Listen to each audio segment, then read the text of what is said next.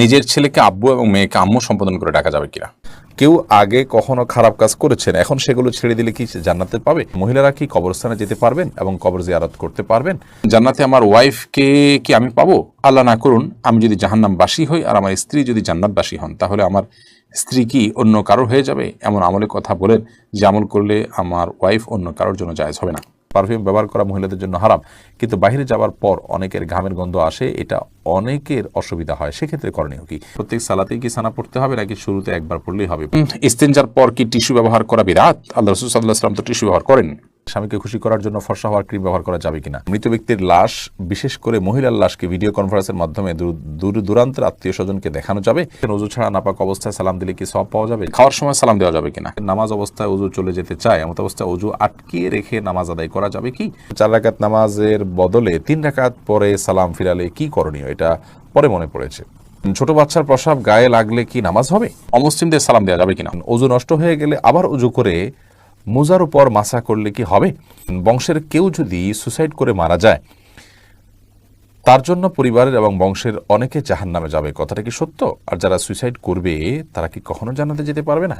মানুষের নামে মিথ্যা অপবাদ দেওয়া সম্পর্কে ইসলাম কি বলে? দাঁড়িয়ে পেশাব করলে কি গোসল করা ব্যতীত নামাজ হবে না? আর বিলম্ব না করে চলুন আমরা প্রবেশ করি আপনাদের প্রশ্নগুলোর উত্তর দেওয়ার পালায়। আমি প্রথমে দেখতে পাচ্ছি নুসরাত কবির উর্মি, আপনি লিখেছেন অজুর পরে ভেসলিন, গ্লিসারিন ইত্যাদি ব্যবহার করলে অজু বা নামাজের কোনো ক্ষতি হবে কি? না, অজু বা সালাত ভঙ্গের সুনির্দিষ্ট কারণ আছে, সেই কারণগুলো না পাওয়া গেলে অজু বা সালাত ভঙ্গ হবে না। বিধায় ভেসলিন বা গ্লিসারিন ইত্যাদি ব্যবহার করলে অজু নষ্ট হবে না, সালাতের কোনো অসুবিধা হবে না, কারণ এগুলোর ফলে অজু ভঙ্গের কোনো কারণ পাওয়া যায় না। অজু ভঙ্গের মৌলিক কারণ হলো শরীর থেকে যদি নাপাক বের হয় বা নাপাক বের হওয়ার মতো যথেষ্ট সম্ভাবনা তৈরি হয়, তাহলে সেক্ষেত্রে অজু ভঙ্গ হয়। এছাড়া সাধারণত অজু ভঙ্গ হয় না। অতএব ভ্যাসলিন, গ্লিসারিন ইত্যাদি আপনি ব্যবহার করেছেন, কোনো নাপাক বের হয়নি আপনার শরীর থেকে, বিধায় অজু ভঙ্গ হবে না। আবির হোসেন, আপনি লিখেছেন জান্নাতে আমার ওয়াইফকে কি আমি পাবো?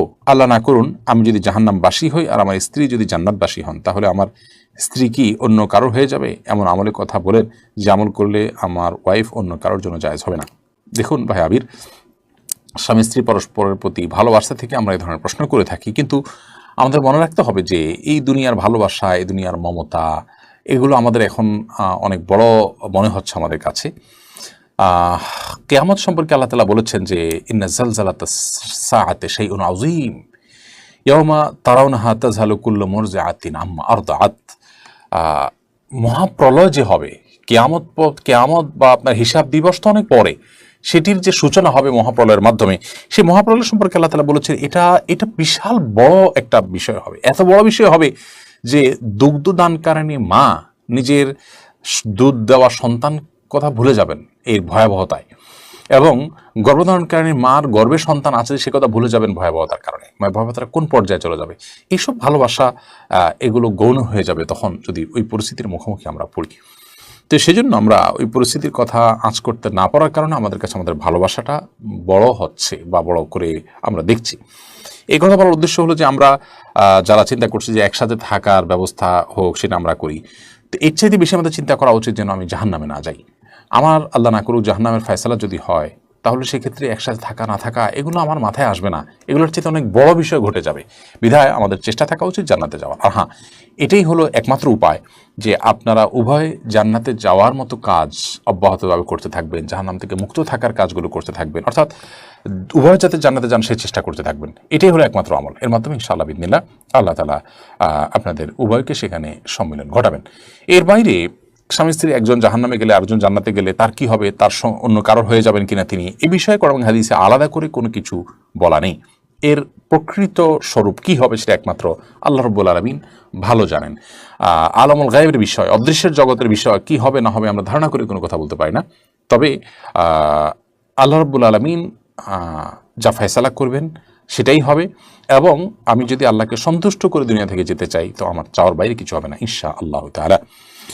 ছোট বাচ্চার প্রসাব গায়ে লাগলে কি নামাজ হবে? ছোট বাচ্চার, ছোট শিশুর যে পেশাব, সেটাও কিন্তু বড়দের পেশাবের মতো নাপাক। অতএব সেটা যদি গায়ে বা কাপড়ে লাগে, যে জায়গায় লাগে সেটাকে ধুইতে হবে।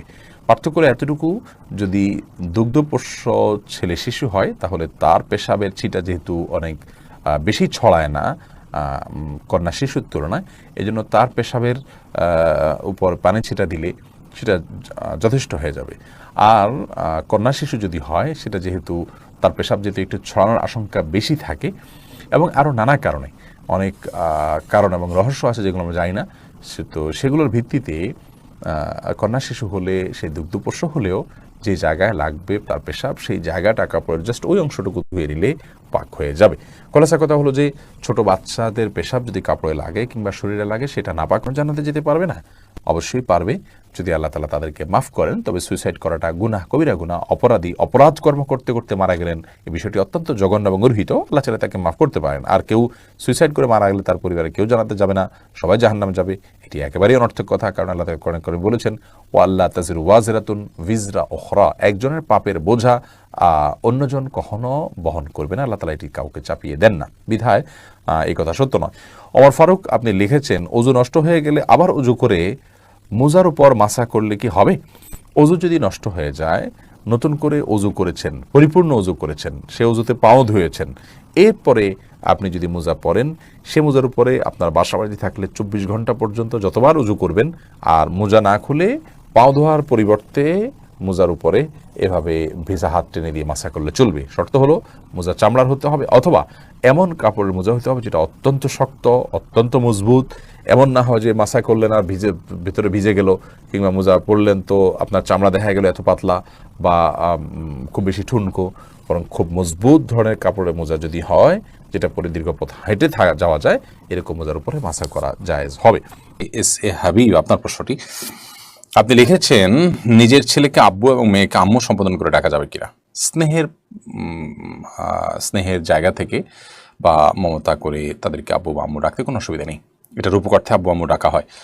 আব্বু আম্মু ডাকার মানে এই না যে আমার কাগজে কলমে জন্মদাতা পিতা বা মাতা হিসেবে তাদেরকে ঘোষণা দিলাম, এরকম তো আর কেউ করে না। অতএব স্নেহের বশে তাদেরকে আব্বু কিংবা আম্মু ডাকাতে কোনো সমস্যা নেই।